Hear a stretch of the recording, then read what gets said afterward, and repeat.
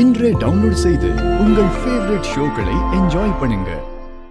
எங்க கல்யாணத்துல கோவமா இருந்த ஆதி மாமா இந்த அளவுக்கு எனக்கு சப்போர்ட் பண்ணுவாருன்னு நான் நினைச்சு கூட பார்க்கல பாட்டி.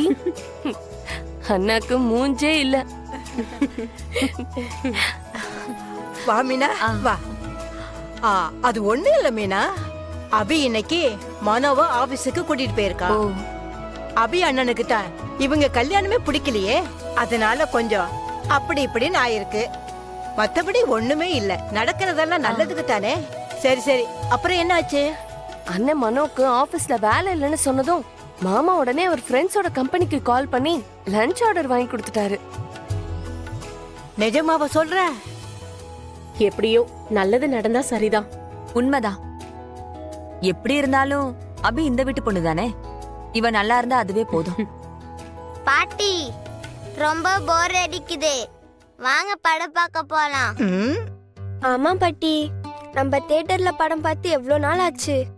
போலாம் பாட்டி. சினிமா படத்தை விட பெரிய கதையா அபி சொல்லிட்டு இருக்கா. தியேட்டருக்குலாம் நான் வரலப்பா, இருட்டுல நச நசன்னு இருக்கும், நான் வரல. போங்க பாட்டி, எப்ப பார்த்தாலும் வள வளன்னு பேசிட்டு இருக்கீங்க, எனக்கு உங்க மேல கோவம். அட போடா, உனக்கும் உங்க அம்மாவுக்கும் என்ன ஏதாவது சொல்றதே வேலையா போச்சு. ஏய் தமிழ், ஆதித்யா, ஏன் ஒரு மாதிரி டல்லா இருக்கீங்க? என்னாச்சு? அம்மா ரொம்ப போர் அடிக்குதுன்னு பாட்டி கிட்ட போய் படம் பார்க்க போலாமான்னு கேட்டோம். பாட்டி அரட்டை அடிச்சுட்டு வர முடியாதுன்னு சொல்லிட்டாங்க. சரி, இந்தாங்க அம்மா உங்களுக்கு ஸ்நாக்ஸ் வாங்கிட்டு வந்திருக்கேன். 2 பேரும் போய் இதை சாப்பிடுங்க. இந்தாங்க. ஐ, எனக்கு பிடிச்சது. அம்மா நீயே ஏய் பிச்சு ஆதித்யா, கொடுமா. இந்த உனக்கும் இருக்கு. இந்தா சாப்பிடு.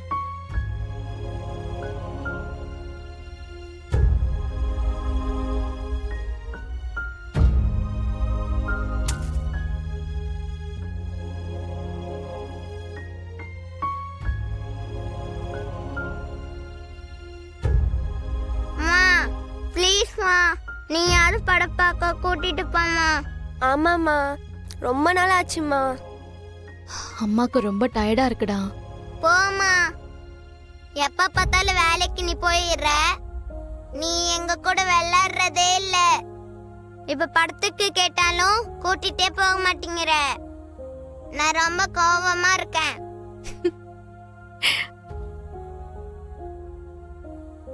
சரி, இப்போ உனக்கு என்ன?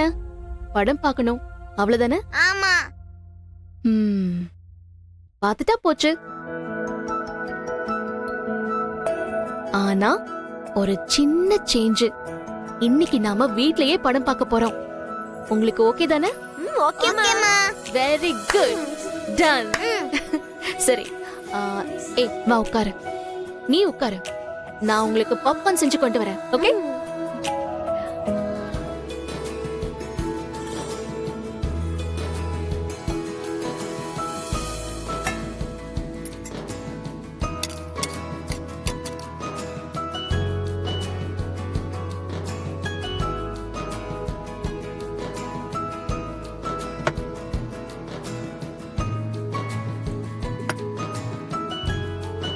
என்ன நடக்குது இங்க? பாரதி, படம் பார்க்க போறீங்களா?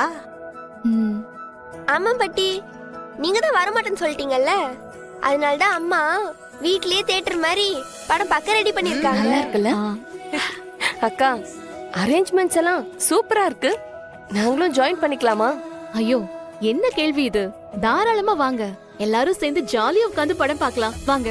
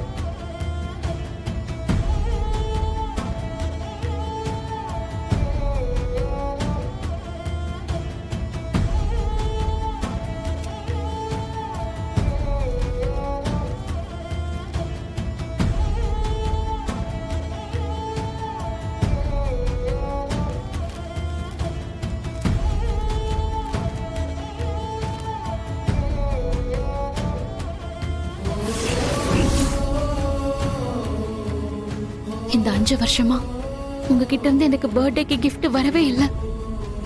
அந்த பக்கம் எல்லாமே காலியா தான் இருக்கு ஆதி. இந்த வருஷம் நீங்க என் கூடவே தான் இருக்கீங்க. ஆனா உங்களுக்கு என்னோட பிறந்த நாள் ஞாபகம் இருக்காது. 5 வருஷத்துக்கு முன்னாடி வாங்கின மாதிரி இந்த வருஷம் நான் உங்ககிட்ட gift வாங்குவேனான்னு தெரியல.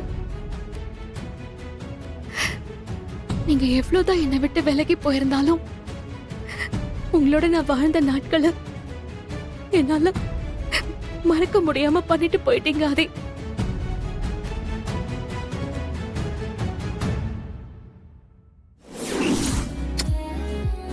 Happy birthday Bharathi.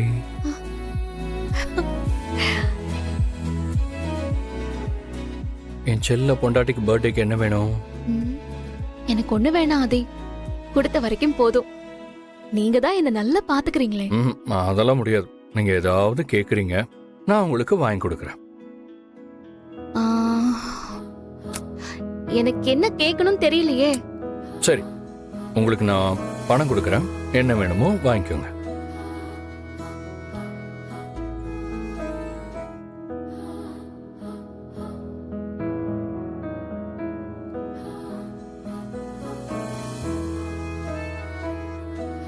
என்ன பண்றீங்க பாரதி? போதுமா?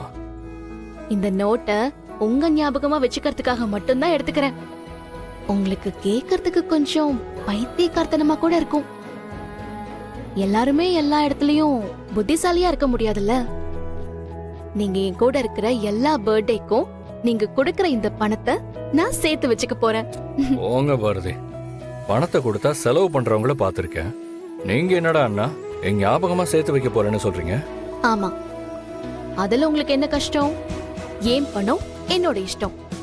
சரி, என் பாரதியோட பிறந்த நாளை எப்பவுமே இதே மாதிரி ஸ்பெஷலா ஆக்கிக்கிட்டே இருப்பேன்.